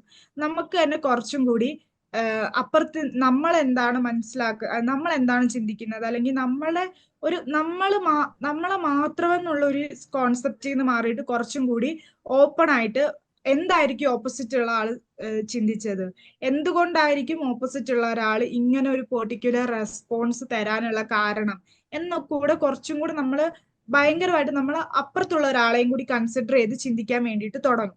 ഇപ്പൊ ഞാൻ ഒരു എക്സാമ്പിൾ പറയുവാണെങ്കിലും, ഈ ഗേൾസിനൊക്കെ പീരിയഡ്സിന്റെ സമയം എന്ന് പറയുന്നത് ഭയങ്കര ബുദ്ധിമുട്ടുള്ള സമയമായിരിക്കും. ഇപ്പം എനിക്കൊക്കെ എന്ന് പറഞ്ഞു കഴിഞ്ഞാല് എന്റെ പേഴ്സണൽ എക്സ്പീരിയൻസ് പറയുകയാണെങ്കിൽ, ഞാൻ കുറച്ച് ദിവസം മുന്നേ മുതലേ ഭയങ്കര ഫ്രസ്ട്രേറ്റഡ് ആയിരിക്കും, ഇറിറ്റേറ്റഡ് ആയിരിക്കും, കരഞ്ഞുകൊണ്ടിരിക്കുമായിരിക്കും. സോ നമുക്ക് തന്നെ ഇതെന്താ സംഭവിക്കുന്നേ എന്നൊന്നും പറയാൻ പറ്റത്തില്ല, എക്സ്ട്രീംലി ഭയങ്കര ഡിപ്രസ്ഡ് ആയിരിക്കും. അപ്പോൾ ത്രൂ സൈക്കോളജി പഠിച്ചുകൊണ്ടിരിക്കുന്ന സമയത്താണ് എനിക്ക് മനസ്സിലായത്, പീരിയഡ്സിന്റെ മുന്നേ നമ്മൾ ഗേൾസിന് ഹോർമോണൽ ചേഞ്ചസ് കാരണം നമുക്ക് ഒരു slight depression, post menstrual depression നമുക്ക് എക്സ്പീരിയൻസ് ചെയ്യാൻ അങ്ങനെ ഒരു പെർട്ടിക്കുലർ കണ്ടീഷൻ ഉണ്ട്. അപ്പൊ നമ്മൾ അത് എക്സ്പീരിയൻസ് ചെയ്യുന്നത് കൊണ്ടാണ്, അല്ലെങ്കിൽ നമ്മൾ അതിൽ കൂടെ ഗോ ത്രൂ ചെയ്യുന്നത് കൊണ്ടാണ് നമുക്ക് പെർട്ടിക്കുലർ ആയിട്ട് ഇതുപോലെയുള്ള ഭയങ്കര വിഷമം, നമുക്ക് ഹാൻഡിൽ ചെയ്യാൻ പറ്റാത്ത ബുദ്ധിമുട്ടുകൾ, നമുക്ക് ഭയങ്കരമായിട്ട് നമ്മുടെ ഭയങ്കര ക്ലോസ് ആയിട്ടുള്ള ആൾക്കാരുടെ അടുത്ത് വളരെ മോശമായിട്ട് ബിഹേവ് ചെയ്യുക, ഇങ്ങനത്തെ കാര്യങ്ങളൊക്കെ നമുക്ക് വരുന്നത് എന്തുകൊണ്ടാണെന്നൊക്കെ അണ്ടർസ്റ്റാൻഡ് ചെയ്യാനുള്ള ഒരു ബുദ്ധിമുട്ടുണ്ടാവും. ഇപ്പം ഇതൊന്നും അറിയാത്ത, ഇതിനെ പറ്റിയൊന്നും അവെയർ അല്ലാത്ത ഒരാളാണെങ്കിൽ ചിലപ്പോൾ മേ ബി ഞാൻ ഇത്രയും മോശമായിട്ട് എന്റെ സ്വഭാവത്തിന്റെ പ്രശ്നം അല്ലെങ്കിൽ എന്റെ പേഴ്സണാലിറ്റിയുടെ പ്രശ്നമാണെന്നൊക്കെ ഫീൽ ചെയ്യുന്ന ആൾക്കാരുണ്ടാവും. സോ നമ്മൾ ഓരോ കാര്യങ്ങളും ഈ സൈക്കോളജി പഠിക്കുന്നതിനോട് കൂടി തന്നെ നമുക്ക് പല കാര്യങ്ങളും കുറച്ചും കൂടെ ഒരു അണ്ടർസ്റ്റാൻഡിങ് കൂടുതലായിരിക്കും. നമ്മുടെ ചുറ്റുമുള്ള കാര്യങ്ങൾ നമുക്ക് കുറച്ചും കൂടി മനസ്സിലാക്കാനുള്ള ഒരു കഴിവ് നമുക്ക് തന്നെ കൂടുതലായിട്ട്, നമ്മൾ കുറച്ചും കൂടി എംപതറ്റിക് ആയിരിക്കും, കുറച്ചും കൂടി അപ്പുറത്തെ ആളുടെ സൈഡിൽ നിന്നിട്ട് ചിന്തിക്കാൻ വേണ്ടിയിട്ട് നമുക്ക് തോന്നും. അപ്പുറത്തെ ആളുടെ അടുത്ത് നിന്ന് എന്താണ് അവർ എക്സ്പെക്ട് ചെയ്യുന്നത്, അല്ലെങ്കിൽ എന്തുകൊണ്ടാണ് അവരിങ്ങനെ ബിഹേവ് ചെയ്യുന്നത്, ഇതൊക്കെ നമുക്ക് കുറച്ചും കൂടി മനസ്സിലാക്കാൻ വേണ്ടിയിട്ട് പറ്റും. നമ്മുടെ പേഴ്സണൽ റിലേഷൻഷിപ്സിലാണെങ്കിലും അല്ലെങ്കിൽ അല്ലാതെയുള്ള കാര്യങ്ങളിലാണെങ്കിലും അത് ഭയങ്കരമായിട്ട് ഹെൽപ്ഫുൾ ആയിരിക്കും. ഈവൻ പല ആൾക്കാരും പേഴ്സണലി അറിയുന്ന ആൾക്കാരെല്ലാവരും പറയാറുണ്ട്, എന്റെ റിലേഷൻഷിപ്പ്, എന്റെ പേഴ്സണൽ ലൈഫ് വളരെ എന്താ പറയാ പ്രശ്നങ്ങളാ, എനിക്ക് എന്താ ചെയ്യേണ്ടത് അറിയത്തില്ല. അപ്പൊ ഞാൻ ഒന്ന് സൈക്കോളജി പഠിച്ചു നോക്കാന്ന് വിചാരിക്കുന്നത്, എന്റെ സൈഡിലാണോ പ്രശ്നം അല്ലെങ്കിൽ എന്റെ ഓപ്പോസിറ്റ് ഉള്ള പാർട്ട്ണർ സൈഡിലാണോ പ്രശ്നം, ഇതെങ്ങനാ എന്താണെന്നൊക്കെ ഒന്ന് മനസ്സിലാക്കാൻ വേണ്ടിയിട്ട് കുറച്ചും കൂടെ ഹെൽപ്ഫുൾ ആയിരിക്കും എന്നുള്ള രീതിയിൽ ഒന്ന് പഠിക്കാമെന്ന് വിചാരിച്ച് വന്നവരാണെന്നൊക്കെ പറയുന്നവരുണ്ട്. സോ ഇതെല്ലാം ഫണ്ണി ആയിട്ട് പറയുന്നതാണെങ്കിലും എല്ലാം ഈ ഫണ്ണിനൊക്കെ അപ്പുറത്ത് നമുക്ക് കുറച്ചും കൂടെ ഒരു അണ്ടർസ്റ്റാൻഡിങ്, ഒരു എമ്പതി നമുക്ക് കുറച്ചും കൂടെ കൂടുതലായിട്ട്, നമുക്ക് ലിസണിങ് സ്കിൽസ്, കമ്മ്യൂണിക്കേഷൻ, ഇതെല്ലാം കുറച്ച് നന്നായിട്ട് ഡെവലപ്പ് ആവും. നമുക്ക് അപ്പുറത്തിരിക്കുന്ന ആളെ ജഡ്ജ് ചെയ്യാതെ അവരെന്താണ് വിചാരിക്കുന്നത് അല്ലെങ്കിൽ അവരെ ഹേർട്ട് ചെയ്യാതെ അവരുടെ സൈഡിൽ നിന്നിട്ട് നമുക്ക് അവരുടെ വിഷമങ്ങൾ മനസ്സിലാക്കാനും അവരെ ഹെൽപ്പ് ചെയ്യാനും, and more of everything I feel like psychologist എന്ന് പറയുമ്പോഴത്തേക്കും നമ്മളൊരു ക്ലയന്റിനെ ഹാൻഡിൽ ചെയ്ത് നമ്മുടെ അടുത്ത് വരുന്ന ക്ലയൻസ് എന്ന് പറയുന്നത് മോസ്റ്റ് ഓഫ് ദ ടൈം അവരൊരു ക്രൈസിസ് സിറ്റുവേഷനിൽ കൂടി ആയിരിക്കും പോകുന്നത്. അവർക്ക് അവരുടെ ലൈഫിനെ സ്വന്തമായിട്ട് ഹാൻഡിൽ ചെയ്യാൻ പറ്റുന്നില്ല, അല്ലെങ്കിൽ അവർക്ക് അത്രയും അവർ ബുദ്ധിമുട്ട് അനുഭവിക്കുന്ന ഒരു സമയത്തായിരിക്കും അവർ നമ്മുടെ അടുത്ത് വരുന്നത്. അപ്പൊ മേ ബി നമ്മുടെ അടുത്ത് ചിലപ്പം നമ്മൾ ഒരു സജഷനും കൊടുത്തു കാണത്തില്ല. നമ്മുടെ അടുത്ത് ചിലപ്പോൾ ഓപ്പൺ ആയിട്ട് സംസാരിച്ചത് കൊണ്ടോ അല്ലെങ്കിൽ നമ്മൾ അവരെ ജഡ്ജ് ചെയ്യാതെ അവർക്ക് പറയാനുള്ളത് കേട്ടത് കൊണ്ടോ ഒക്കെ ചിലപ്പം അവരുടെ ലൈഫിൽ അത് ഭയങ്കര ഡ്രാസ്റ്റിക് ആയിട്ടുള്ള മാറ്റങ്ങൾ സംഭവിച്ചു കാണും. അവർക്ക് അത് ഭയങ്കര ഹെൽപ്ഫുൾ ആയി കാണും. അങ്ങനെ നമ്മുടെ അടുത്ത് നമ്മുടെ ഒരു ക്ലയന്റ് തിരിച്ചു വന്നിട്ട് മാമിന്റെ അടുത്ത് നടത്തിയ ആ സെഷൻ എനിക്ക് വളരെ ഹെൽപ്ഫുൾ ആയിരുന്നു. എനിക്കത് എന്റെ കുറെ ഇഷ്യൂസ് സോൾവ് ചെയ്യാൻ പറ്റി, എനിക്ക് എന്നെ കുറച്ചും കൂടി അണ്ടർസ്റ്റാൻഡ് ചെയ്യാൻ പറ്റി ബെറ്റർ ആയിട്ട് എന്നൊക്കെ പറയുമ്പോൾ നമുക്ക് തന്നെ നമ്മൾ ചെയ്യുന്ന എന്തൊക്കെ പൈസ സമ്പാദിക്കാൻ വേണ്ടി ചെയ്യുന്ന ജോലിയാണെന്നോ അല്ലെങ്കിൽ എന്തൊക്കെ പറഞ്ഞാലും നമുക്ക് തന്നെ ഒരു പേഴ്സൺ, നമുക്കൊരു ഇൻഡിവിജ്വൽ എന്നുള്ള ഒരു രീതിയിൽ നമുക്ക് തന്നെ ഒരു ഹാപ്പിനെസ് തരുന്ന ഒരു പ്രൊഫഷനായിട്ട് എനിക്ക് സോഫാർ സൈക്കോളജിയെ തോന്നിയിട്ടുള്ളത്. ഐ ഹോപ്പ് ആ ഡൗട്ട് ഞാൻ ക്ലിയർ ചെയ്തെന്ന്. താങ്ക് യു മാം, മനസ്സിലായി. ഹലോ മാം, നമുക്കിപ്പോ മാസ്റ്റേഴ്സ് ചെയ്യാതെ ഇപ്പോ 3 years ഡിഗ്രി കൊണ്ട് മാത്രം എങ്ങനെയെങ്കിലും കരിയർ ഉണ്ടാവോ, നമുക്ക് ഹെൽപ്പ് ഉണ്ടാവോ? ഇഫ് ഇൻ കേസ് മാസ്റ്റേഴ്സ് ചെയ്യാൻ പറ്റാത്ത ആളുകൾ ഉണ്ടാവില്ലേ, ഡിഗ്രി മാത്രമേ ഉള്ളത്, അപ്പൊ അവർക്ക് എങ്ങനെയാ കരിയറിൽ എന്തെങ്കിലും ഒരു ഗ്രോത്ത് ഉണ്ടാവാൻ ഹെൽപ്പ് ചെയ്യുന്നത്? ഇപ്പം മാസ്റ്റേഴ്സ് ചെയ്യാത്തവർക്കാണെങ്കിൽ തന്നെ ഞാൻ പറഞ്ഞത് ഈ റിസർച്ച് അസിസ്റ്റന്റ് ആയിട്ടുള്ള ജോലി പറ്റും. എന്ന് വെച്ച് കഴിഞ്ഞാല് ഇപ്പം ഞാനൊരു സ്റ്റഡി നടത്തുക, എനിക്ക് ഒരു 300 to 400 ആൾക്കാരുടെ അടുത്ത് നിന്ന് ഇൻഫർമേഷൻ കളക്ട് ചെയ്യണം. അത് ചിലപ്പോൾ ഇന്റർവ്യൂ നടത്തിയിട്ടായിരിക്കും, ചിലപ്പോൾ ക്വസ്റ്റ്യനെയർ ഡിസ്ട്രിബ്യൂട്ട് ചെയ്തിട്ടായിരിക്കും, അല്ലെങ്കിൽ അങ്ങനത്തെ പല പല കാര്യങ്ങൾ ചെയ്തിട്ടായിരിക്കും.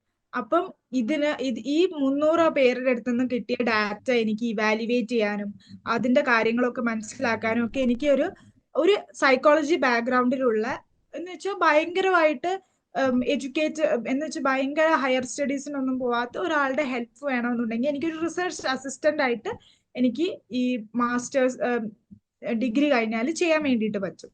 അല്ലെങ്കിൽ ഈ അസസ്മെന്റ്സ് ഒക്കെ കണ്ടക്ട് ചെയ്യാൻ വേണ്ടിയിട്ട് പറ്റും.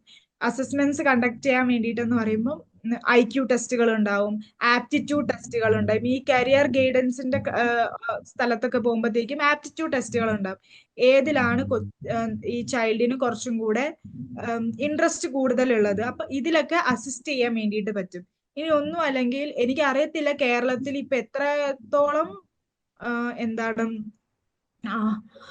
ഫെമിലിയർ ആയിട്ടുള്ള ഒരു സാധനമാണെന്ന്, പക്ഷെ അത് ഡെവലപ്പ് ചെയ്ത് വന്നുകൊണ്ടിരിക്കുന്ന ഒരു കരിയർ ആണ് ഷാഡോ ടീച്ചർ എന്ന് പറയുന്ന ഒരു കരിയർ ഉണ്ട് സൈക്കോളജിയിൽ. എന്ന് വെച്ച് കഴിഞ്ഞാൽ ഡെവലപ്മെന്റൽ ഇഷ്യൂസ് ഉള്ള പിള്ളേർക്ക് അവർക്ക് അവരുടെ റെഗുലർ സ്കൂളിൽ പോയി കഴിഞ്ഞാൽ അവർക്ക് കുറച്ച് ബുദ്ധിമുട്ടായിരിക്കും അവരുടെ സറൗണ്ടിങ്സിൽ നടക്കുന്ന കാര്യങ്ങളൊക്കെ മനസ്സിലാക്കാനും അല്ലെങ്കിൽ അവരുടെ പഠിക്കാനും വൈസ് എല്ലാം അവർക്ക് ബുദ്ധിമുട്ടായിരിക്കും.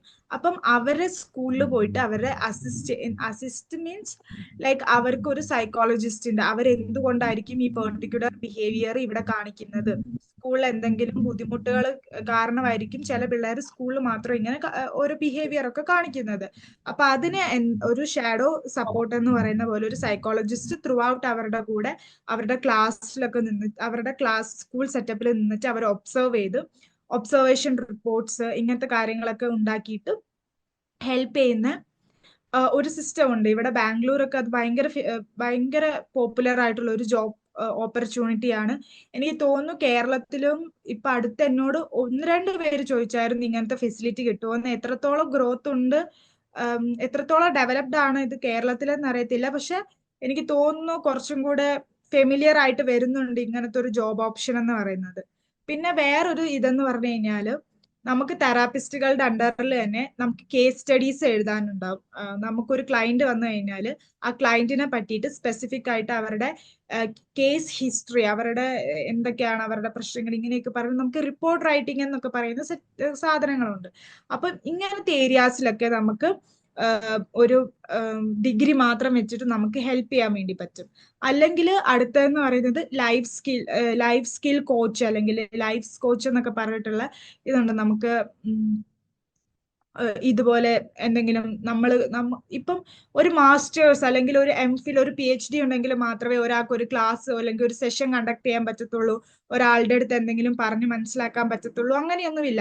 നമ്മൾക്ക് ഒരു ഡിഗ്രി ഉണ്ട്, നമുക്ക് സർട്ടിഫൈഡ് ആയിട്ടുള്ള ഡിഗ്രി ഉണ്ട്, നമ്മൾ പറയുന്ന കാര്യങ്ങൾ കറക്റ്റാ, നമ്മൾ ചുമ്മാ ഇരുന്ന് എന്തെങ്കിലും അല്ല പറയുന്നത്, നമുക്ക് ഒതന്റിക് ആയിട്ടുള്ള കാര്യങ്ങളാ പറയുന്നത്. നമ്മളത് കോൺഫിഡന്റ് ആണെങ്കിൽ നിങ്ങൾക്ക് തന്നെ സെഷൻസ് നടത്താം, ലൈക്ക് ഇതുപോലെ ക്ലാസ്സസ് കണ്ടക്ട് ചെയ്യാം. ഇങ്ങനെയുള്ളതെല്ലാം നമുക്കൊരു ഡിഗ്രി മാത്രം വെച്ചിട്ട് നമുക്ക് പെർസ്യൂ ചെയ്യാൻ പറ്റുന്ന കാര്യങ്ങളാണ്. ഇപ്പം ഇത് ചോദിച്ചത് കൊണ്ട് ഞാൻ പറയുക, ഡിഗ്രിയും മാസ്റ്റേഴ്സും കഴിഞ്ഞിട്ട് നമുക്ക് പുറത്തു പോയിട്ട് ജോലി ചെയ്യണം, എനിക്ക് വീട്ടിൽ തന്നെ ഇരുന്ന് ജോലി ചെയ്യണമെന്നാണെങ്കിൽ ഒത്തിരി ഓൺലൈൻ പ്ലാറ്റ്ഫോംസ് ഉണ്ട്. അവര് വീട്ടിൽ ഇരുന്നിട്ട് തന്നെ റിമോട്ടായിട്ട് സൈക്കോളജിസ്റ്റുകളെ ഹയർ ചെയ്തിട്ട് നമുക്ക് ക്ലയൻസിന് തരുന്ന ഓൺലൈൻ ത്രൂ കൗൺസിലിംഗ് കൊടുക്കുന്ന ഒരുപാട് സെറ്റപ്പുകളുണ്ട്. അപ്പൊ അതെന്ന് പറയുമ്പോഴത്തേക്ക് നമുക്ക് വേറൊരു സ്ഥലത്തേക്ക് മാറാനോ അല്ലെങ്കിൽ രാവിലെ നമ്മുടെ ജോലിയുടെ തിരക്കിനിടയിൽ അങ്ങനെയൊന്നും നമ്മളെ ഫാമിലിയുടെ ഒക്കെ ഇട്ടെറിഞ്ഞ് നമുക്ക് കാര്യങ്ങൾ ചെയ്യേണ്ട അങ്ങനത്തെ ഒരു ബുദ്ധിമുട്ടും വരത്തില്ല. നമ്മൾ അവൈലബിൾ ആവുന്ന സമയത്ത് നമുക്ക് നമ്മുടെ സെഷൻസ് ചാർട്ട് ചെയ്യാം ക്ലൈന്റ് ആയിട്ട്. എന്നിട്ട് നമുക്ക് നമ്മുടെ വീട്ടിൽ ഇരുന്ന് തന്നെ നമുക്കൊരു ലാപ്ടോപ്പും നമുക്ക് ബേസിക് ലാംഗ്വേജ് ഇംഗ്ലീഷും പിന്നെ ഏതാണോ ലാംഗ്വേജ് അവർ പ്രിഫർ ചെയ്യുന്നത് അത് നമുക്ക് പറയാൻ അറിയുന്നുണ്ടെങ്കിൽ നമുക്ക് വീട്ടിൽ ഇരുന്ന് സെഷൻസ് കണ്ടക്ട് ചെയ്യാനും പറ്റും. അപ്പം അതൊക്കെ നമുക്കൊരു റെഗുലർ ജോലി വേറെ ഉണ്ടെങ്കിലും നമുക്ക് സൈഡായിട്ട് നമുക്ക് ഇങ്ങനത്തെ കാര്യങ്ങളും കൂടെ ഒരു സൈക്കോളജിസ്റ്റ് എന്നുള്ള രീതിയിൽ നമുക്ക് ചെയ്യാൻ വേണ്ടി പറ്റും. വേറെ എല്ലാ പ്രൊഫഷനേക്കാളും ഞാൻ വെച്ച് നോക്കുമ്പോൾ കുറച്ചുകൂടി ഈ അഡ്വാൻറ്റേജ് എന്ന് പറയുന്നത് നമ്മൾ ഒരു ജോലിയിൽ തന്നെ സ്റ്റിക്ക് ഓൺ ചെയ്യേണ്ട കാര്യമില്ല. ഇപ്പൊ എനിക്ക് തന്നെ ഞാൻ ഒരു ഫുൾ ടൈം ചൈൽഡ് സൈക്കോളജിസ്റ്റ് ആയിട്ട് വർക്ക് ചെയ്യുക, പക്ഷെ ഞാൻ സൈഡ് ബൈ ആയിട്ട് ഞാൻ സെഷൻസ് കണ്ടക്ട് ചെയ്യുന്നു. പോരാത്തതിന് എനിക്ക് അതർ ക്ലയൻസുമായിട്ട് ഞാൻ എൻ്റെ ഓർഗനൈസേഷൻ ത്രൂ അല്ലാതെ എനിക്ക് നാട്ടിൽ ക്ലയൻസിനെ എടുക്കാൻ പറ്റുന്നു. സോ നമുക്ക് തന്നെ നമ്മുടെ കരിയർ നമുക്ക് പല രീതിയിലേക്ക് നമുക്ക് ഇഷ്ടമുള്ള രീതിയിലേക്ക് മോഡിഫൈ ചെയ്യാൻ വേണ്ടിയിട്ട് നമ്മുടെ ഏരിയ ഓഫ് ഇൻട്രസ്റ്റ്, നമുക്ക് ഇതിൽ സ്കില്ലുണ്ട്, നമുക്കിത് പറ്റുമെന്ന് നമുക്ക് തോന്നുവാണെങ്കിൽ നമ്മുടെ ഏരിയ ഓഫ് ഇൻട്രസ്റ്റ് വെച്ചിട്ട് നമുക്ക് ഡീവിയേറ്റ് ചെയ്യാവുന്നതാണ്. Okay ma'am, thank you so much. Ma'am ഒരു ഡൗട്ട് കൂടെ ഉണ്ട്. ഓക്കെ, ഇത് ഈ MPhil ഈ ന്യൂ എഡ്യൂക്കേഷൻ പോളിസിയിൽ നിർത്താൻ പോവാന്ന് പറയണ്ടായല്ലോ, അത് അതെ. എംഫിലിന്റെ മേ ബി ഈ ഒരു 2 to 4 yearsന്റെ ഉള്ളില് MPhil എന്നുള്ള സെറ്റപ്പ് നിർത്തും. കാരണം ഡിഗ്രി ഒക്കെ 4 year ഡിഗ്രി അങ്ങനെയൊക്കെ ആക്കി മാറ്റാൻ വേണ്ടിയിട്ട് പോവാണെന്നൊക്കെ പറയുന്നുണ്ടല്ലോ. അപ്പൊ നമുക്ക് എത്രത്തോളം സർക്കുലർ എല്ലാം വന്നിട്ടുണ്ട്, MPhil എന്നുള്ള സെറ്റപ്പ് ഇതാക്കാൻ വേണ്ടി പോവാണ്. മാസ്റ്റേഴ്സ് കഴിഞ്ഞിട്ട് നമുക്ക് വേണമെങ്കിൽ ഡയറക്ട്ലി PhD ചെയ്യാം, റിസർച്ച് മതി എന്നുള്ള രീതിയിലേക്കൊക്കെ വരുന്നുണ്ട്. പക്ഷെ ഫൈനലൈസ് ആയിട്ടുള്ള സാധനങ്ങളൊന്നും വന്നിട്ടില്ല. But it was there. May be 2 to 4 yearsനുള്ളിൽ MPhil എന്ന് പറയുന്ന ഒരു MPhil ചെയ്യണമെന്നില്ലാതെ അങ്ങനെ ഒരു ഇതില്ലാതാവുമെന്ന് പറയുന്നുണ്ട്. വി ആർ നോട്ട് ഷുവർ എങ്ങനെയാണ് കൂടുതലെന്നുള്ള ഇത്. കാരണം ഡിഗ്രി തന്നെ ഇപ്പൊ കുറച്ചും കൂടെ 3 year കോഴ്സ് മാറ്റി 4 year ഡിഗ്രി ആക്കാൻ വേണ്ടി പോവുക, കുറച്ചും കൂടി ആപ്ലിക്കേഷൻ ലെവലിലേക്ക് ഡിഗ്രിയുടെ സിലബസുകളെല്ലാം മാറ്റുവാണെന്നൊക്കെ പറയുന്നുണ്ട്. അങ്ങനെയാണെങ്കിൽ MPhilന്റെ ആവശ്യമില്ല. MPhil കൂടുതലെന്ന് പറയുന്നത് നമുക്കൊരു പ്രാക്ടിക്കൽ നോളജ് തരുന്നതിനായിട്ട് കംപ്ലീറ്റ്ലി റീഹാബിലിറ്റേഷൻ മാത്രമായിരിക്കും MPhil നടക്കുന്നത്. നമ്മള് ഡെയിലി ക്ലയൻസിനെ മീറ്റ് ചെയ്യുക, നമുക്ക് കേസ് സ്റ്റഡീസ് എടുക്കുക, എന്തൊക്കെയാണ് അവിടെ നടക്കുന്നത്, എന്തൊക്കെയാണ് ഒരു പേഷ്യന്റ് ഗോ ത്രൂ ചെയ്യുന്നത്, ഇതിനെയൊക്കെ പറ്റിയിട്ട് തറോലി സ്റ്റഡി ചെയ്യുന്ന ത്രൂ ഔട്ട് ഇത് തന്നെയായിരിക്കും MPhil ഉണ്ടാവുക. സോ കുറച്ചും കൂടി ഒരു പ്രൊഫഷണൽ കോഴ്സ് എന്നുള്ള രീതിയിലേക്ക് ഡിഗ്രി മാറുകയാണെങ്കിൽ MPhilന്റെ നീഡ് ഇല്ല എന്നുള്ള രീതിയിലൊക്കെ പറയുന്നുണ്ട്. സോ നമുക്ക് എത്ര വർഷത്തിനുള്ളിൽ അത് പ്രാക്ടിക്കൽ ആവും അങ്ങനത്തെ കാര്യങ്ങളൊന്നും നമുക്ക് അത്ര ഉറപ്പില്ല. മാം അപ്പം PhDക്ക് നമ്മളിപ്പോ അപ്ലൈ ഞാൻ ബേസിക്കലി ഇപ്പൊ ഞാൻ BTech കഴിഞ്ഞതാണ്. എനിക്ക് ഈ ഒരു ഫീൽഡിൽ ഞാനിപ്പം MA 2 years കംപ്ലീറ്റ് ചെയ്ത് കഴിഞ്ഞാൽ എനിക്ക് അത്രത്തോളം ആ ഒരു ഡെപ്തിൽ നോളജ് ഉണ്ടാവുമെന്ന് എനിക്ക് തോന്നുന്നില്ല. അപ്പം ഇൻ കേസ് PhDക്ക് പോവാണെന്നുണ്ടെങ്കിൽ എങ്ങനെയാണ് അതിന്റെ ക്രൈറ്റീരിയ കാര്യങ്ങളൊക്കെ? ഇപ്പൊ PhDക്ക് പോവാണെന്നുണ്ടെങ്കിൽ നമുക്ക് ഒരു ബേസിക് 2 year അവര് നമ്മളെ ത്രൂ ഔട്ട് എങ്ങനെയായിരിക്കും PhD പ്രോഗ്രാംസ് എന്നൊക്കെ ഉള്ളത് പഠിപ്പിക്കുക തന്നെയായിരിക്കും ചെയ്യുക. പിന്നെ നമുക്ക് ക്ലാസ്സസ് ഉണ്ടാവും, റിസർച്ച് മെത്തഡോളജി, പിന്നെ നമുക്ക് തന്നെ ഒരു ബേസിക് ആയിട്ട് നമ്മളൊരു ടോപ്പിക് ചൂസ് ചെയ്തിട്ട് ആ ടോപ്പിക്ക് നമ്മൾ തന്നെ പ്രസന്റ് ചെയ്യണം. മേ ബി അത് ക്വാണ്ടിറ്റേറ്റീവ് സ്റ്റഡി ആവാം, ക്വാളിറ്റേറ്റീവ് സ്റ്റഡി ആവാം. ക്വാണ്ടിറ്റേറ്റീവ് സ്റ്റഡിയും ക്വാളിറ്റേറ്റീവ് സ്റ്റഡി എന്ന് പറയുമ്പോൾ നമ്മളൊരു ക്വസ്റ്റ്യനെയർ നമ്മൾ തന്നെ ഡെവലപ്പ് ചെയ്തിട്ട് ആ ക്വസ്റ്റ്യനെയർ നമ്മൾ സ്റ്റാൻഡർഡൈസ് ചെയ്ത് നമ്മൾ ആൾക്കാരിലേക്ക് ഡിസ്ട്രിബ്യൂട്ട് ചെയ്ത് അവരുടെ അടുത്ത് നിന്ന് ഡാറ്റ കളക്ട് ചെയ്തിട്ട് നമ്മൾ ചെയ്യുന്ന റിസർച്ചും. രണ്ടാമത്തേതെന്ന് പറയുന്നത് ഒരു ചെറിയൊരു ക്വാണ്ടിറ്റി ആൾക്കാരിൽ നമ്മൾ അവരുടെ ഫേസ് ടു ഫേസ് ഇന്റർവ്യൂ ഒക്കെ എടുത്ത് ഇൻഡെപ്ത് ആയിട്ട് അവരുടെ അടുത്തുനിന്ന് എന്താണ് ഡാറ്റാസ് കളക്ട് ചെയ്തിട്ട് നടത്തുന്ന റിസർച്ചുമാണ്. അപ്പൊ നമ്മൾ അത് നമ്മുടേതായിട്ടുള്ള ഒരു ടോപ്പിക്ക് നമ്മൾ പ്രിപ്പയർ ചെയ്യണം, അത് നമ്മൾ പ്രസന്റ് ചെയ്യണം. എന്നിട്ട് നമ്മൾ ഇപ്പം PhD നെറ്റ് JRF കിട്ടുവാണെങ്കിൽ നമുക്ക് ഈസി ആയിട്ട് ഒരു 10 ഇയർ ടൈം ഗ്യാപ്പ് ഉണ്ട്. നമുക്ക് നമ്മുടെ ഇഷ്ടമുള്ള കോളേജസിൽ അപ്ലൈ ചെയ്യാം. അവര് നമുക്ക് ഇന്റർവ്യൂ കോൾസ് ഉണ്ടാവും, നമ്മൾ അതൊക്കെ അറ്റൻഡ് ചെയ്തിട്ട് നമ്മുടെ ആ ഒരു ടൈം പേസിൽ നമുക്ക് ഐ തിങ്ക് ഇപ്പൊ പ്രൊവൈഡ് ചെയ്യുന്നത് മേ ബി 35 to 45 അവര് നമുക്ക് PhD എന്ന് പറയുമ്പോൾ കുറച്ച് എക്സ്പെൻസീവ് സ്റ്റഡി ആണ്. അവർ നമുക്ക് പെയ്ഡ് ആയിരിക്കും നമ്മുടെ നീഡ്സ് ഒക്കെ ചെയ്യാൻ വേണ്ടിയിട്ട്.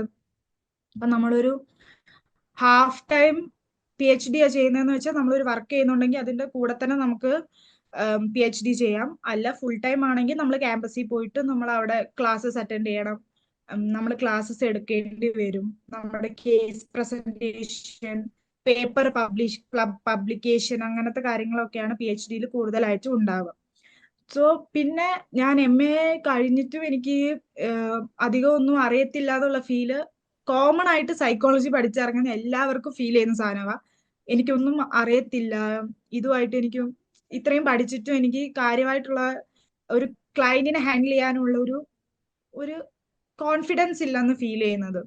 സോ നമ്മൾ പ്രാക്ടീസിലൂടെ മാത്രമേ നമുക്ക് ആ ഒരു ഗ്രാജുവൽ ഡെവലപ്മെന്റ് ഉണ്ടാകത്തുള്ളൂ. അപ്പൊ നമ്മൾ ഇന്റേൺഷിപ്സ് ഒക്കെ അറ്റൻഡ് ചെയ്യുക, ഇന്റേൺഷിപ്പ് പ്രോഗ്രാംസ് ഒക്കെ ഉണ്ട്, 1 month ഇന്റേൺഷിപ്പ്, അല്ലെങ്കിൽ കേസ് ഹിസ്റ്ററീസ്, കേസ് സ്റ്റഡീസ്, ഇങ്ങനത്തെ കാര്യങ്ങളിൽ കൂടെ ഒക്കെ ഗോ ത്രൂ ചെയ്യുമ്പോൾ നമുക്ക് ഗ്രാജുവൽ ആയിട്ട് ഒരു കോൺഫിഡൻസ് ഡെവലപ്പ് ആവും. Anything else? Hi ma'am. Ma'am, എനിക്കൊരു ഡൗട്ട് ഉണ്ടായിരുന്നത്, ഞാനിപ്പോ MA സൈക്കോളജിയാണ് ജോയിൻ ചെയ്തേക്കുന്നത്.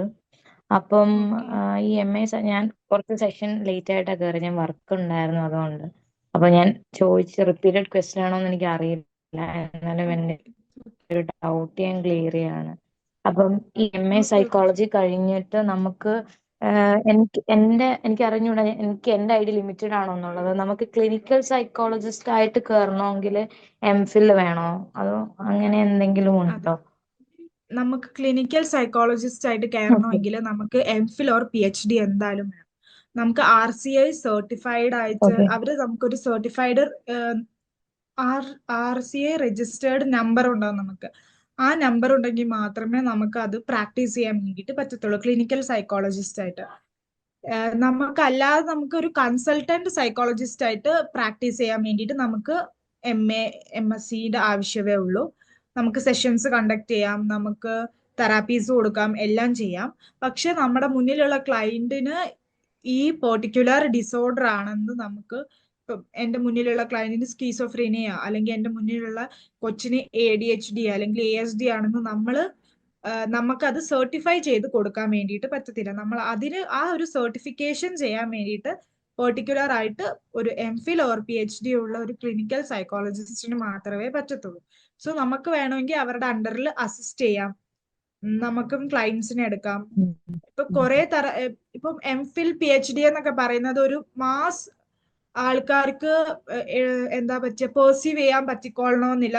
ഹയർ സ്റ്റഡീസ് ആയിരിക്കും, നമുക്ക് പെട്ടെന്ന് ജോലി വേണം, പെട്ടെന്ന് സെറ്റിൽ ആവണമെന്ന് ആവശ്യമുള്ളവരായിരിക്കും.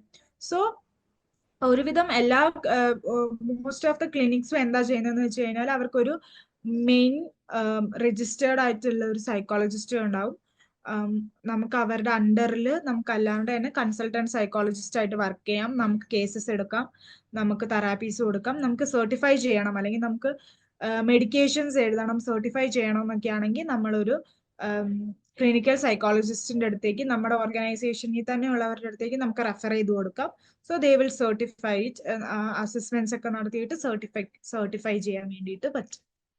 ഒരു പ്രോപ്പർ ക്ലിനിക്കൽ സൈക്കോളജിസ്റ്റ് എന്നുള്ള ഒരു ജോലി ചെയ്യണമെങ്കിൽ MPhil or PhD with RCA registered ആയിരിക്കണം, സർട്ടിഫിക്കേഷൻ ഉണ്ടായിരിക്കണം. സ്ക്രീൻ കാണുന്നുണ്ട്. നമുക്ക് ഇന്നത്തെ നമ്മുടെ 8ാമത്തെ സെഷന്റെ ടാസ്ക് ആണ് നമ്മുടെ session future blue print, career planning and skill development. നിങ്ങൾക്ക് ഒരുവിധം എല്ലാ കാര്യങ്ങളെ കുറിച്ചിട്ടും ഒരു ഐഡിയ കിട്ടിയിട്ടുണ്ടാവുമെന്ന് പ്രതീക്ഷിക്കുന്നു.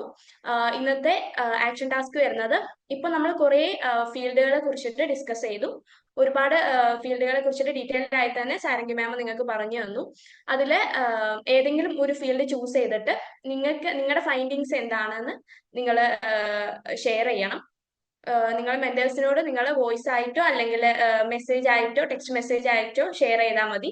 ഇന്റർനെറ്റിലൊക്കെ നോക്കി കൂടുതൽ എക്സ്പ്ലോർ ചെയ്തിട്ട് വേണം നിങ്ങൾ അത് ചെയ്യാൻ. നിങ്ങൾക്ക് ഈ ആക്ഷൻ ടാസ്ക് നിങ്ങളുടെ മെന്റർ നിങ്ങൾക്ക് ഷെയർ ചെയ്ത് തരുന്നതാണ് കേട്ടോ.